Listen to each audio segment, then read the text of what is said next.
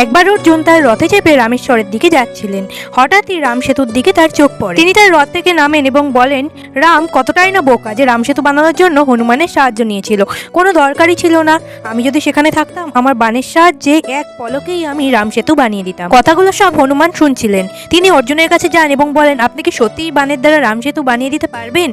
তখন অর্জুন বলেন, কেন পারবো না? হনুমান বলেন, ঠিক আছে, বানান সেতু। তখন অর্জুন নিজের বাণের দ্বারা সেতু বানান। যখনই হনুমান সেই সেতুর উপর পা দেন, সেটি সাথে সাথেই ভেঙে যায়। অর্জুন আবার সেতু বানায় এবং পা দেওয়ার সাথে সাথে সেই সেতুও ভেঙে যায়। বারবার এমন ঘটনা ঘটতে থাকলে শ্রীকৃষ্ণের নাম নিয়ে অর্জুন সেতু তৈরি করে এবং হনুমানকে হারতে বলে। কিন্তু এইবার আর সেতু ভাঙে না। সেটি দেখে হনুমান তাকে বলে, আপনি তো সত্যিই শ্রেষ্ঠ ধনুর্ধর। এই কথা বলে হনুমানজি সেখান থেকে চলে যায়। তখনই সেখানে শ্রীকৃষ্ণ আসে। তাকে দেখে অর্জুন বলে, হে মাধব, আপনি এখানে? তখন শ্রীকৃষ্ণ বলে, আমি এখানে এখন না আসলে তুমি তো এই সেতু বানাতেই পারতে না। এবং এটাও বলে, তুমি তোমার বাণ দিয়ে সেতু নির্মাণ করছিলে, সেটি বারবার ভেঙে যাচ্ছিল। তাই বলা হয়, অহংকার দিয়ে সবসময় সবকিছু জয় করা যায় না।